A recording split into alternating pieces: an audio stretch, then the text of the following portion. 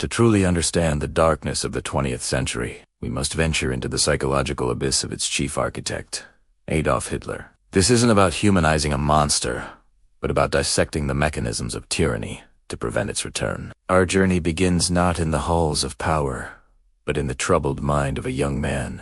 Hitler's early life was marked by a domineering father and a failed artistic career, experiences that cultivated a deep-seated resentment and a fragile ego. This simmering inferiority complex was masked by a grandiose sense of destiny, a classic hallmark of narcissistic traits. He saw the world in stark, rigid terms: us versus them, strength versus weakness, with no room for nuance or dissent. This black-and-white thinking spiraled into radical extremism. Socially isolated and feeding on the bitter post-war sentiments in Germany, Hitler found his calling in hateful ideologies. He inhabited an echo chamber of conspiracy and blame, where cognitive distortions twisted reality to fit his narrative. Anyone who disagreed wasn't just wrong, they were an enemy. This intolerance for ambiguity is a key feature of the authoritarian personality. It's a mind that craves absolute certainty and control, projecting its own insecurities outward as paranoia and an obsession with purity and dominance.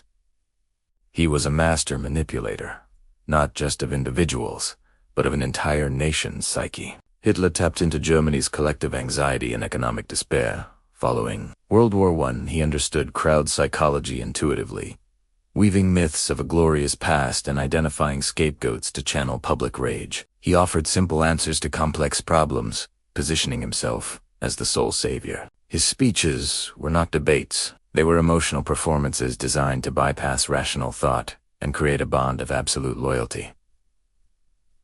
He didn't just lead a political party. He cultivated a cult of personality that dissolved individual identity into the will of the leader. Insane puer, his psychological pathologies ran unchecked. His decision-making became increasingly rigid and delusional, fueled by confirmation bias and an inner circle of sick. During World War II, as his plans unraveled, his paranoia intensified. He retreated into an isolated world, making catastrophic military decisions based on fantasy rather than reality. The breakdown of his judgment mirrored the breakdown of his empire. The consequences of this single, pathological mind were catastrophic, leading to systemic genocide and a world war that claimed millions of lives. Hitler's personal pathology became state policy, a terrifying reminder of how a leader's inner demons can unleash hell on earth.